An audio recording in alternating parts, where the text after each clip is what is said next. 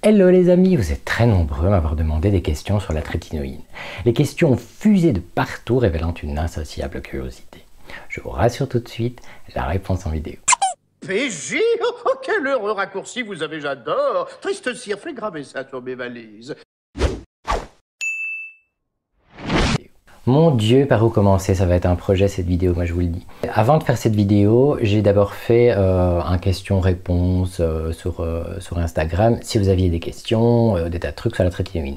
J'ai eu 150 questions. Je me suis dit, c'est pas possible, quand même. Bon, je ne vais pas pouvoir répondre à tout le monde. Je vais essayer de faire une vidéo où essayer de trouver plus ou moins la réponse à la question que vous aviez posée. Sinon, à la limite, je ferai peut-être un live sur Instagram, on ne sait pas quand, au cas où j'ai oublié des trucs comme ça pour qu'on puisse y répondre. Alors, vous savez que je n'oblige jamais personne à faire quoi que ce soit, mais ici, je vais vraiment utiliser le verbe falloir.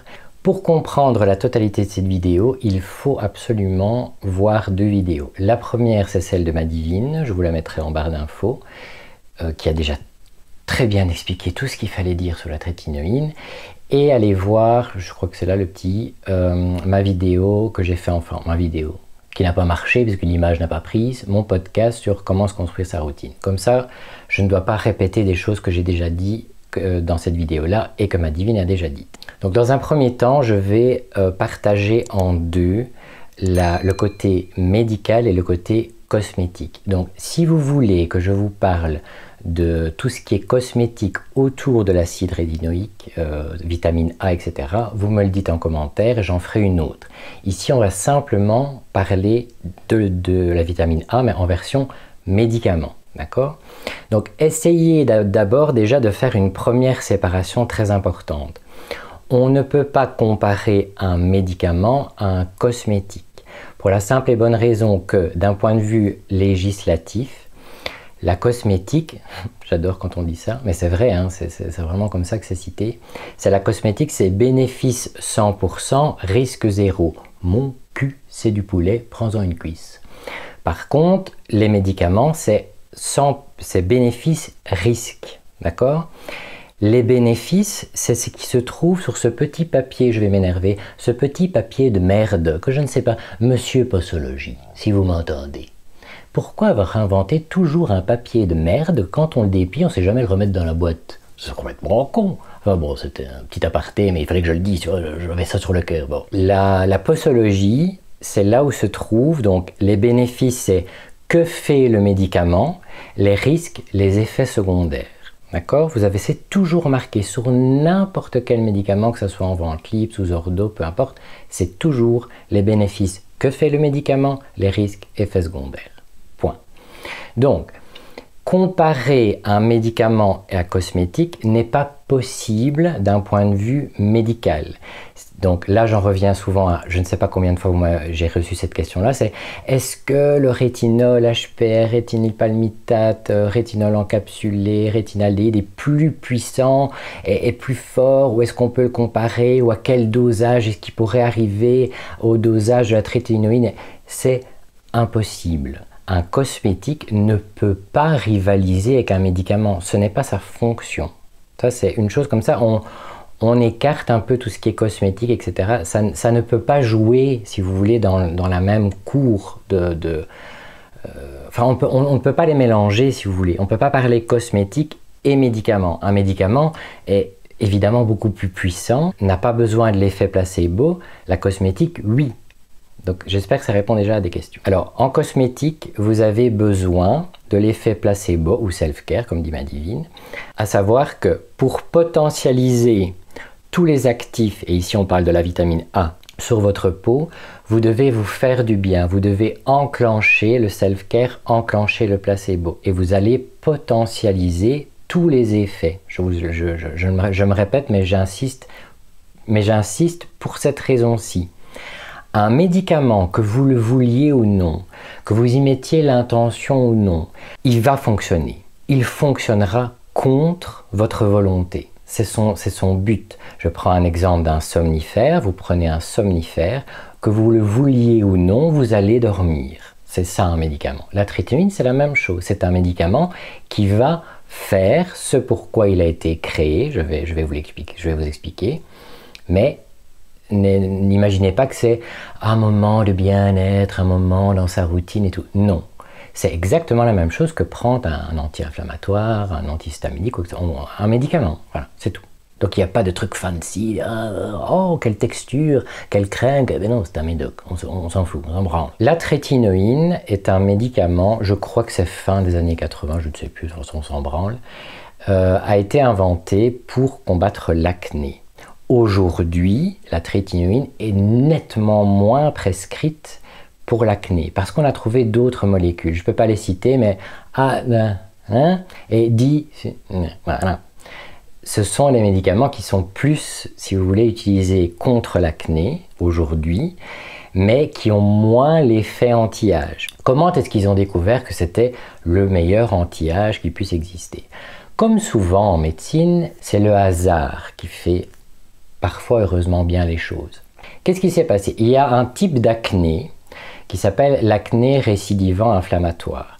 C'est-à-dire que sans avoir nécessairement un désordre hormonal, sans avoir nécessairement d'ennui cutané, l'acné revient tout le temps, peu importe l'âge, il revient tout le temps, c'est la merde. Et donc, quand des patients souffraient de ce genre d'acné récidivant inflammatoire, le médecin, ça existe encore aujourd'hui, fait un traitement de fond. C'est-à-dire, il disait à sa patiente, généralement, les grosses périodes d'acné se situent, tout ça est totalement théorique, entre 15 et 17 ans. C'est la grosse période hormonale où voilà, on devient comme de bon, pas moi je ne sais pas, on m'a oublié. Moi j'ai la peau trop sèche à mon avis.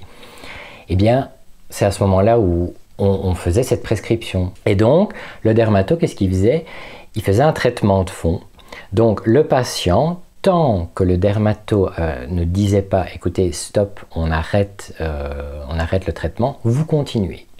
Et donc il y a des patients pendant 5, 10 ans qui ont pris ce médicament-là, voilà, sur la peau, des crèmes, une fois, 2, 3, 4, 5 fois par semaine, ça dépendait, tout ça c'est le dermatologue qui décidait. Et puis un beau jour, vous savez que chaque année il y a un congrès des dermatos où tous les dermatos se réunissent et ils discutent de tout, les SPF, le cancer, la cosmétique, les machins, voilà, tout ce qui va sur la peau. Et en discutant entre eux, si vous voulez, les dermatologues se sont dit, écoute, j'ai une patiente, elle avait 16 ans, ça fait 10 ans que je l'ai mis sous trétinoïne, elle a toujours la même tête.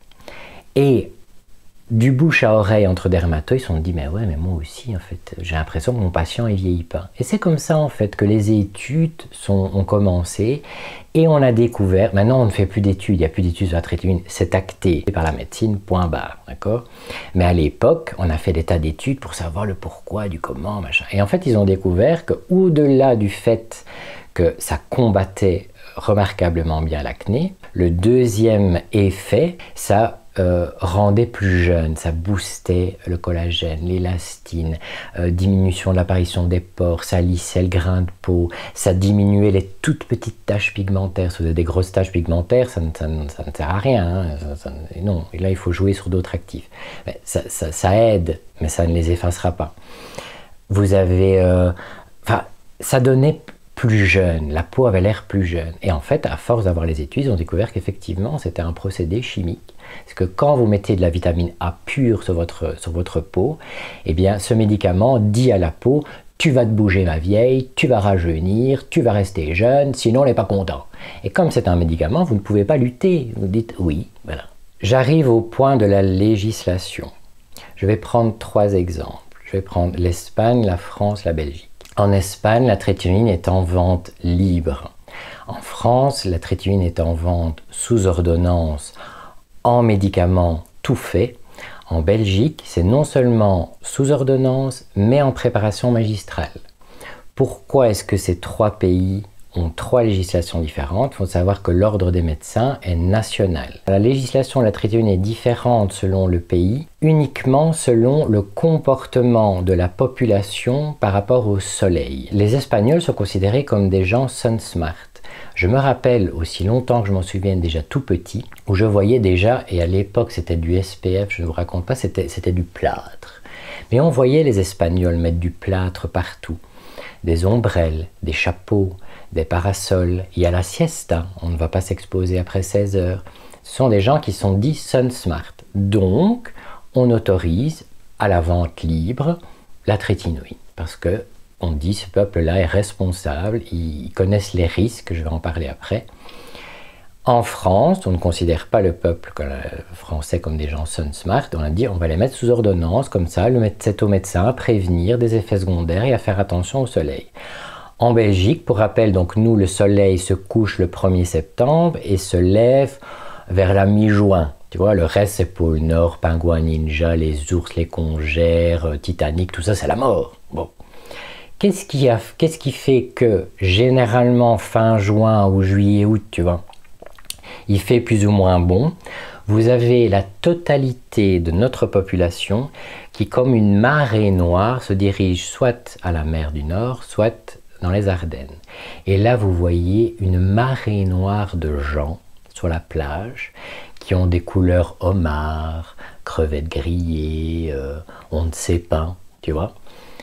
Que ça soit sous trétinoïne, sans SPF, rien à foutre. Pourquoi? Parce que on sait très bien qu'après 1 mois ou 3 semaines de bol, c'est de nouveau la nuit pendant presque 1 an. Donc, étant donné que ça a provoqué des problèmes, l'ordre médical belge a dit c'est fini. Non seulement on va le mettre sous ordonnance, et en plus pour décourager le patient d'avoir un beau tube tout fait avec une crème super onctueuse, etc., on va en faire une préparation magistrale. Je reviens ici pour tous les compatriotes qui sont venus me dire « Oui, mais nous, comment est-ce qu'on doit faire pour la préparation magistrale, etc. » Je ne peux malheureusement pas vous parler de choses médicales, mais vous pouvez venir me demander sur Instagram en DM. J'ai des petites solutions pour les ordonnances, pour prépa. Par contre, si vous avez une préparation magistrale de base faite par votre dermato, ce n'est pas tellement la préparation magistrale qui va jouer, c'est le pharmacien. Donc, quand vous allez chez votre pharmacien, si vous lui donnez l'ordonnance, lui il va se dire « bah ouais, voilà, je vais faire une préparation magistrale trétinoïne ». Vous pouvez avoir, moi j'ai déjà eu de la colle, ou bien un truc on ne sait pas, une espèce de grosse texture dégueulasse, impossible à appliquer. Parce qu'il s'en fout, il dit voilà, il va mettre le médicament, mais il ne sait pas que nous on fait des routines, qu'on met des essences, des sérums, des toleurs, et qu'on se tartine, et qu'on met 12 000 produits. Donc vous le devez le dire à votre pharmacien, dire écoutez, voilà, je viens chercher ma préparation magistrale, mais c'est pour mettre dans ma routine de soins, faites-moi une texture légère crème. Les pharmaciens sont terriblement bons en chimie, ils vont vous faire une super bonne texture et tout, mais c'est à vous à le demander. Voilà, c'était le petit aparté pour les compatriotes qui vivent au pôle Nord comme moi et qui vont crever. Bon. On passe maintenant à la demande du patient. Ce n'est pas automatique, quand vous allez voir un dermatologue, qu'il va vous prescrire de la trétinoïne. Absolument pas. C'est à vous, et vous avez le droit de demander à votre dermatologue d'avoir de la trétinoïne. C'est vous qui devez lui en parler. Et plus vous connaissez le sujet, plus il sera sujet à vous la prescrire. Il faut lui expliquer que vous allez avoir une démarche, peut-être à vie, donc il va vous falloir plusieurs ordonnances par an, et il faut qu'il vous comprenne, d'accord? C'est à vous à faire la demande. Je sais que j'ai eu plein de messages de gens qui disent « mon dermatologue ne veut pas ». Est-ce que mon médecin traitant a le droit? Oui, votre médecin traitant peut vous prescrire de la trétinoïne. Attention, et ça c'est un truc que je ne peux pas comprendre parce que ça n'existe pas chez nous, mais apparemment en France, il y a des dermatos qui s'en foutent, qui vous donnent une ordonnance, bon allez démerdez-vous. Non. Premièrement, si ça doit être demandé à un dermatologue en premier lieu, c'est parce qu'on ne prescrit pas de la trétinoïne pour quelqu'un qui souffre de pathologie. Tous ceux et celles qui m'ont posé des questions sur voilà, je souffre de ci, je souffre de ça, je suis femme enceinte, évidemment qu'on ne peut pas, tout ça, voilà. Ce n'est pas la peine de demander au dermato, il ne va pas vous le donner et il ne vous le donnera pas. Et ne demandez pas à votre médecin traitant qui peut peut-être vous le donner et vous risquez de faire pire que mieux. Non, c'est non. D'accord? Souvent, vous me dites, moi j'ai demandé à mon dermatologue et il m'a dit, oh mais non, mais faites du laser, ou faites de la chirurgie, ou faites ci, ou faites là. À ce moment-là, vous dites soit non, je ne veux pas de laser, etc., je veux quand même la trétinoïne. S'il vous dit non, moi je ne vous la donnerai pas, je préfère le laser, changez de dermato. Ou alors, allez voir votre médecin traitant, vous dites « j'ai eu mon aval de mon dermato, mais il préfère me faire des picousses et des machins, etc. Je n'ai pas envie. » Et là, votre médecin traitant, étant donné qu'il aura le rapport de votre dermatologue, ben, il vous la prescrira. D'accord? Et si vraiment personne ne vous l'a donné, changez de médecin traitant. Je ne sais rien vous dire d'autre. Enfin, c'est quand même pas... pour moi, je trouve ça aberrant. C'est un médicament con comme le monde, vieux comme le monde. Voilà. Alors, c'est votre dermatologue qui va déterminer à quel endroit vous pouvez en mettre, à savoir le visage, d'accord, la zone périorale, le contour des yeux, le cou, d'accord. Il y a des gens qui vont supporter la trétinoïne sur le cou, pas sur la zone périorale. Il y a des gens qui vont le supporter sur le visage. Et ça peut être, ça c'est votre dermatologue ou vous-même, parce que vous le savez, vous avez déjà été consulté votre dermatologue, vous savez que vous êtes sensible sur certaines zones et vous ne pourrez pas l'utiliser. Moi, j'ai le contour des yeux en mousse, je ne pourrai jamais de ma vie mettre de la trétinoïne en contour des yeux. Jamais. Je suis malheur, mais c'est comme ça. J'ai eu beaucoup de questions sur le contour des yeux. La trétinoïne n'est pas faite pour mettre en contour des yeux. C'est marqué d'ailleurs sur le papier, éviter le contour des yeux. Évidemment, une grande partie des utilisateurs et des utilisatrices de trétinoïne en utilisent en contour des yeux.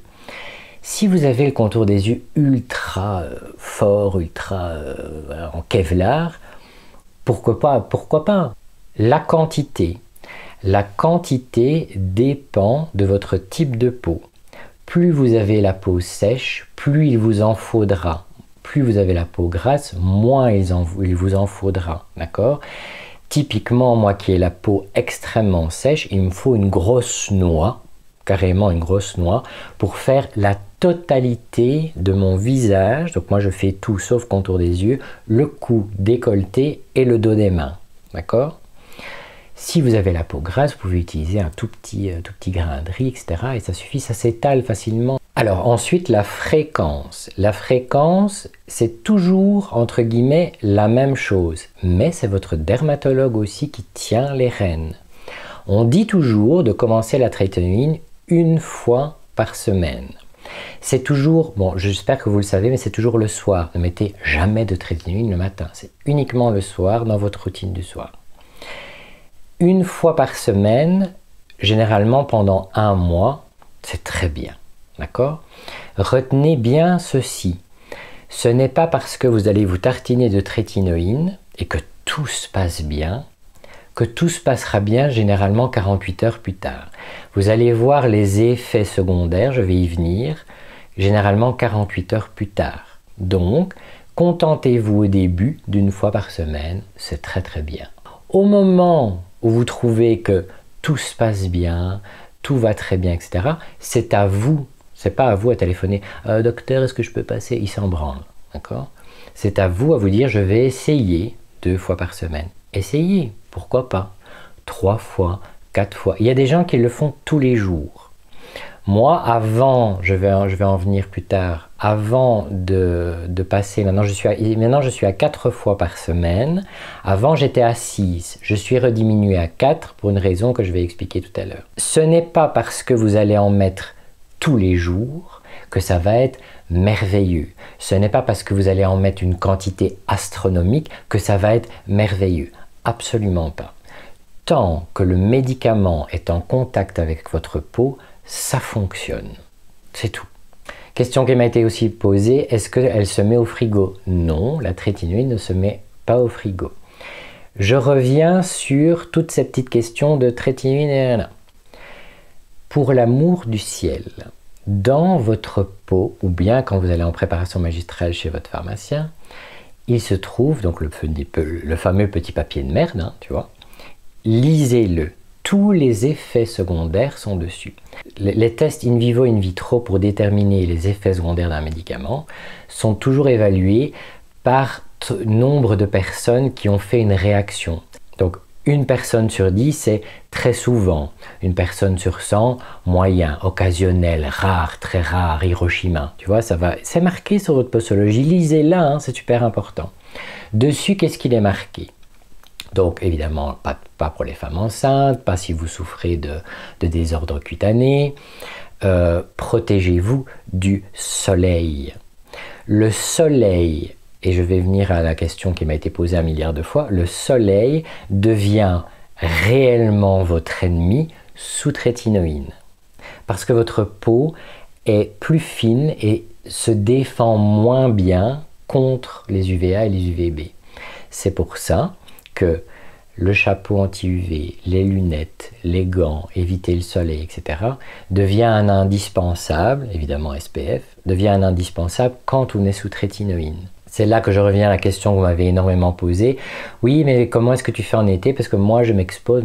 Je m'expose en été. Donc, j'arrête la trétinoïne le 1er juin et je la reprends le 1er octobre. Je n'utilise aucune vitamine A dans mes routines du soir ou bien même du matin. Jamais de vitamine A durant cette période. La question qui me revient souvent à ce niveau-là, c'est comment ça se passe quand tu reprends? La peau a une mémoire, comme l'organisme, au niveau médicamenteux. C'est à savoir, si vous prenez des anti-inflammatoires, plus vous allez en prendre, plus votre corps va s'y habituer. Et donc, vous allez avoir de moins en moins d'effets. C'est pour ça qu'il existe des dosages dans tous les médicaments, enfin presque tous. Au moment où je l'arrête, quand je vais recommencer le 1er octobre, évidemment, je ne vais pas recommencer directement 4 fois par semaine. Certainement pas. Je vais recommencer 1 fois par semaine, d'accord? Mais tous les effets secondaires dont je vais vous parler sont nettement moins forts. Ils sont beaucoup plus atténués. On voit que la peau se souvient et on revient très rapidement au nombre de fois où on était. Donc ça, il ne faut pas s'inquiéter. Les effets secondaires. Vous avez ce qu'on appelle la rétinisation, où je prends 90 ans dans la gueule, c'est normal, c'est marqué sur la posologie. Ce qui se passe, essayez, au lieu d'entrer dans des trucs techniques, médicaux, que tout le monde s'en branle. Imaginez que le pot de trétinoïne, c'est le diable s'habille en Prada, tu vois. C'est Meryl Streep. Elle est méchante, mais elle a quand même un petit peu raison, parce qu'il faut que ça bouge. Donc imaginez la trétinoïne, que quand vous la mettez sur votre peau, c'est une dame qui va dire « Bon, écoute ma vieille, moi je suis pas content, tu vas te bouger le cul, tu vas rester jeune, et c'est comme ça. » Tu vois, c'est tout. Elle vous oblige, si vous voulez, contre votre volonté. Mais votre peau, elle n'est pas nécessairement contente, d'où les effets secondaires. Il y a des gens qui ne développent aucun effet secondaire, c'est marqué dans la posologie. Si vous avez les bénéfices, à savoir que fait la trétinoïne, et vous n'avez aucun risque, les effets secondaires, tant mieux pour vous. Sinon, le plus courant, et c'est le premier, c'est peler. Vous allez peler. Moi, je pèle. Voilà, je crois que c'est le seul effet secondaire que j'ai. Ouais. Moi, j'ai aucun autre effet secondaire, c'est je pèle. C'est-à-dire que à un moment donné, vous allez vraiment avoir des tas de morceaux de peau qui vont venir. C'est normal, c'est votre peau qui se renouvelle. Et Meryl Streep, elle vous dit, bon, elle est derrière, allez, tu vas rajeunir et produire du collagène, et vas-y l'élastine, et vas-y, on enlève les pores, on enlève les rides, on n'est pas content, tu vois. Elle est comme ça. L'autre effet secondaire qui est assez courant, ce sont les irritations. C'est-à-dire, on peut avoir des rougeurs, on peut avoir ça pique un petit peu, etc. C'est assez courant, il y a des gens qui n'ont rien, il y en a qui en ont. Il va, et ça votre dermatologue va vous l'expliquer, il va de soi que si à un moment donné vous avez une irritation, arrêtez le temps que votre peau, la peau est bien faite, hein, elle se régénère toute seule, la peau va s'apaiser, se calmer, et quand elle aura repris, vous reprenez votre trétinoïne.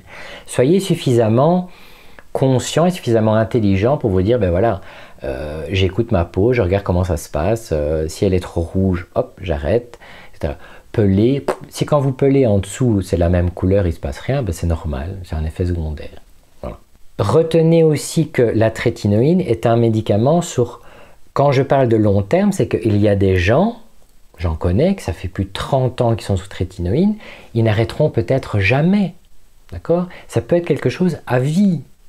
Donc, les effets peuvent continuer toute votre vie si vous continuez tout le temps à en utiliser. En aucun cas, retenez ceci, vous ne pouvez pas demander à un médicament qu'il soit un acquis. Le médicament va toujours faire sa fonction active qui est dans le tube, ici en l'occurrence de vitamine A. Donc, il y a des moments où ça peut bien se passer, des moments où ça peut très mal se passer. Ce n'est pas la faute de « oh si ma peau s'est pas habituée ». Non, c'est le médicament qui le fait et vous devez le respecter.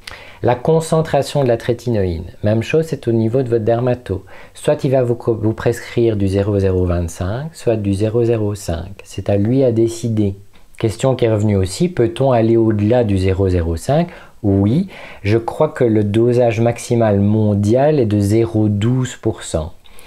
Le 0,12% est uniquement sous préparation magistrale. Ça n'existe pas en tout fait, en tube, en machin. Est-ce que ça vaut vraiment la peine de monter jusqu'à 0,12%?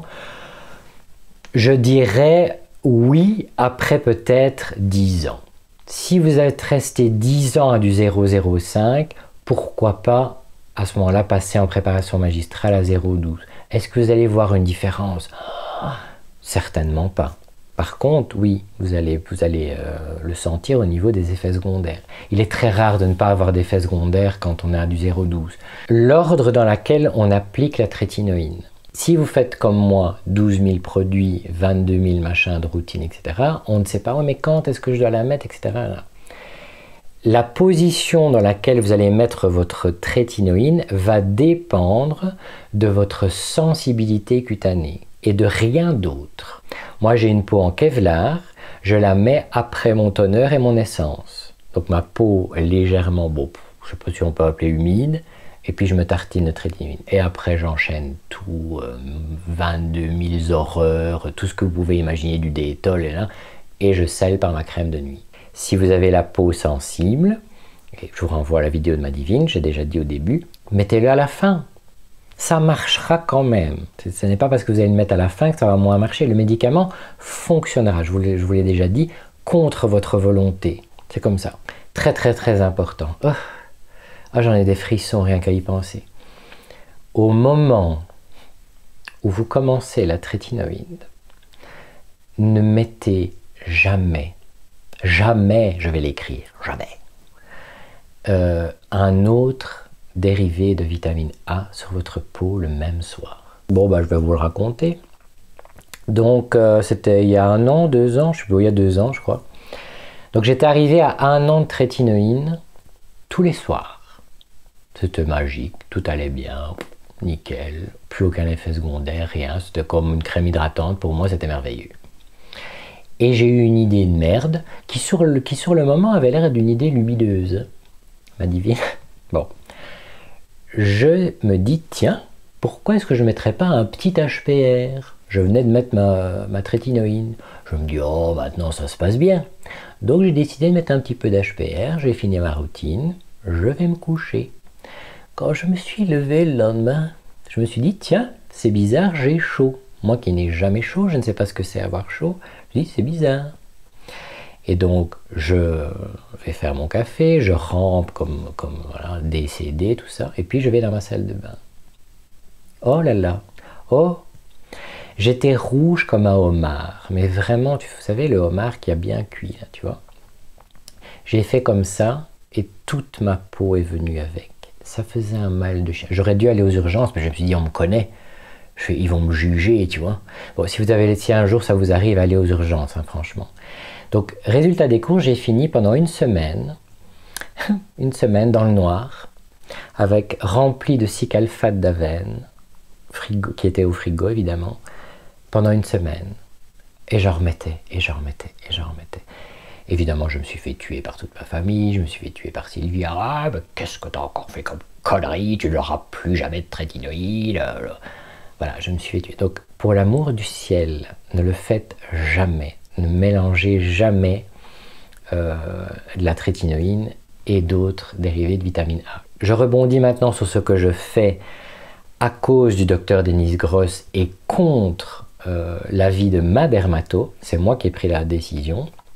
C'est que maintenant, j'ai diminué le nombre de fois où je mettais ma trétinoïne, savoir j'étais à 6 jours sur 7, je suis passé à 4 jours sur 7, et les jours où je ne mets pas ma trétinoïne, je mets du rétinol encapsulé, celui d'Anderson, le dernier qui vient de sortir. Pour le moment, ça fait 2 mois et demi, 3 mois, tout se passe bien.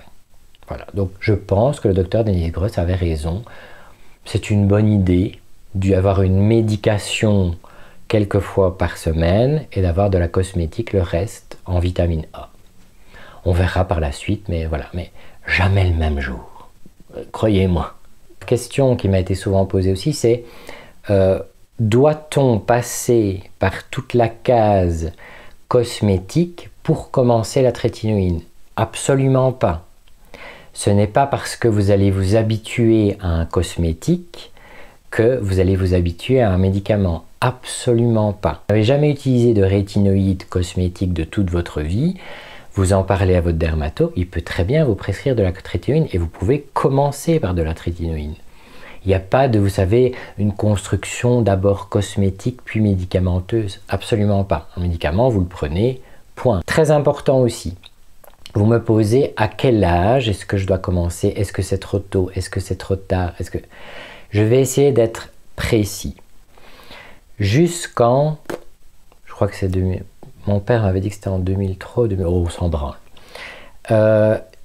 L'ordre mondial de la médecine avait déterminé que l'évolution humaine, donc nous, commençait donc du stade embryonnaire dans le ventre de votre maman et se terminait à l'âge de 24 ans et 7 mois, pour être précis. D'accord? Donc, vous évoluez de petit embryon, hop, on sort du ventre de maman, on grandit, hein, et à 24 ans et 7 mois, tout votre corps, ligaments, les os, enfin tout votre peau évidemment, tout est terminé, et à partir de là, vous dégraissez. C'est le principe de la vie, hein. Embryon, on évolue, on dégraisse, on décède. C'est pas drôle, mais c'est comme ça. Sauf que une nouvelle, et ils n'en feront plus, étude a été déterminée, et finalement, l'évolution humaine est du stade, maintenant c'est acté, est du stade embryonnaire jusqu'à l'âge de 21 ans et 7 mois.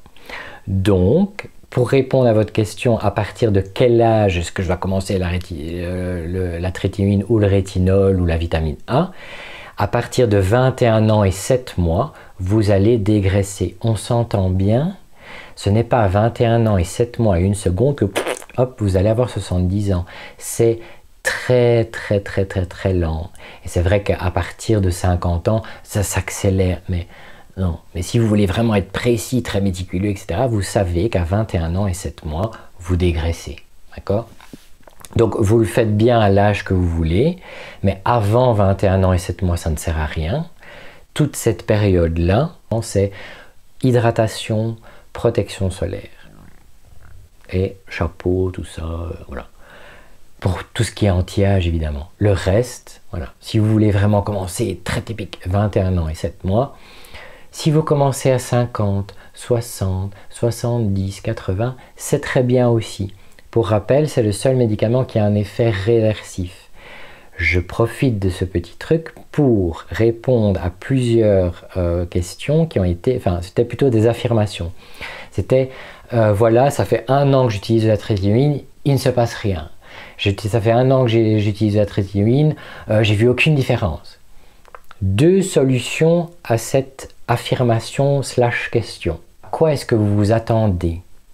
Si vous vous attendez, après 1 an de trétinoïne, à ressembler à un ballon de foot piqué de partout ou à un cerf-volant agrafé, etc., comme de la chirurgie, la bonne grosse chirurgie esthétique ou médecine esthétique, ce n'est pas possible. C'est un médicament, c'est une toute petite crème médicamenteuse qui aide un peu à rajeunir un petit peu.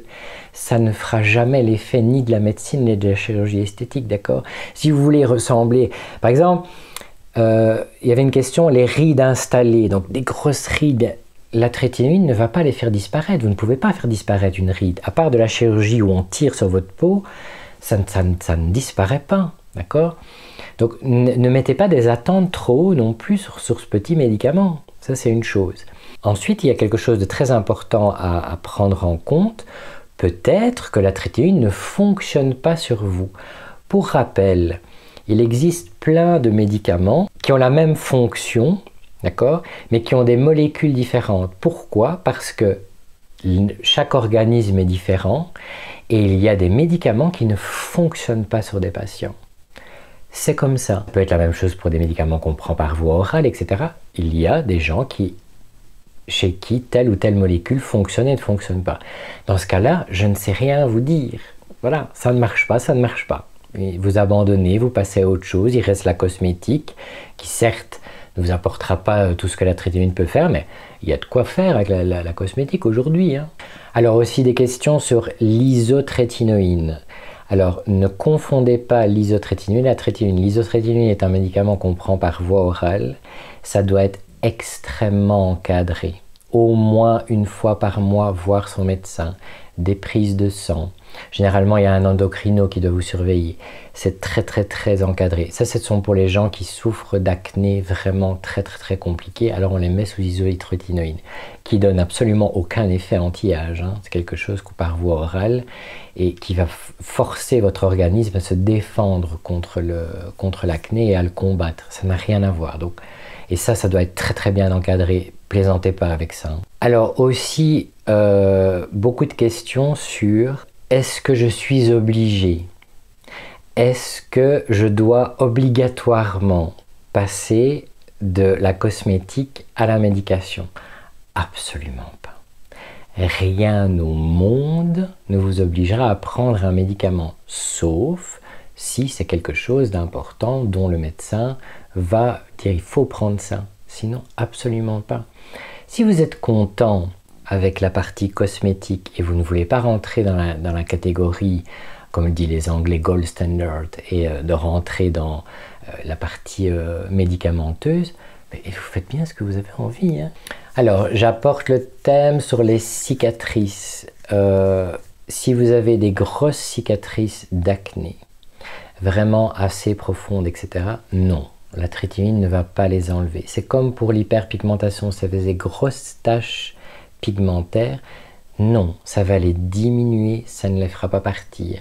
N'attendez pas de la trétinolone quelque chose de miraculeux. J'aimerais vraiment que ça, s'il y a bien une chose à retenir de cette vidéo, c'est ce n'est pas un médicament miracle. C'est un médicament qui a fait ses preuves médicalement, qui a de très bons résultats sur l'effet anti-âge, qui est le meilleur du monde pour le moment. En aucun cas, vous ne pouvez vous attendre à quelque chose de miraculeux qui va vous rendre... Tout va partir, les rides, les taches, les cicatrices. Non. Ça va améliorer votre peau, ça va vous rendre plus jeune, ça va enlever certaines choses, améliorer certaines choses. Ça n'est en aucun cas quelque chose de miraculeux qui donne le même effet qu'un... c'est pas moi, médecine ou chirurgie esthétique. Alors vous pensiez toutes les trois que je n'allais pas y répondre à la vidéo, mais je vais me gêner. Alors les questions de mes trois petites coquines étaient, est-ce qu'on peut l'utiliser sur les parties génitales et sur les lèvres? Ne pleure pas Pierre, ne pleure pas. La réponse est, je ne sais pas. Je ne sais pas si on peut utiliser la trétinolone sur les parties génitales et sur les lèvres. Je ne sais pas du tout. Par contre, je vous encourage toutes les trois à demander à votre dermatologue, mais vous filmez et vous m'envoyez la vidéo parce que je veux voir la tête du dermatologue quand vous allez lui poser la question. Voilà. Il fallait que vous croyez que j'allais pas le mettre dans la vidéo, hein, vous rêvez. Hein. Bon, j'espère que j'ai été clair, j'espère que toutes les questions ont été abordées. Si j'en ai oublié, n'hésitez pas à me les mettre en commentaire. J'espère que cette vidéo vous aura plu, qu'elle vous aura permis de comprendre tout ce que c'était cette molécule miraculeuse, vitamine A, trétinolone, tout ça. D'avoir été le plus concis, le plus précis possible sans être trop barbant. Bon, ça, je m'étonnerais. N'hésitez pas à venir me rejoindre sur Instagram, n'hésitez pas à liker, les pouces, la cloche, tout ça, ça fait super plaisir. Prenez bien soin de vous. On se retrouve je ne sais pas quand, productivité d'huître oblige, vous le savez. Et d'ici là, je vous fais plein de bisous. Bonsoir.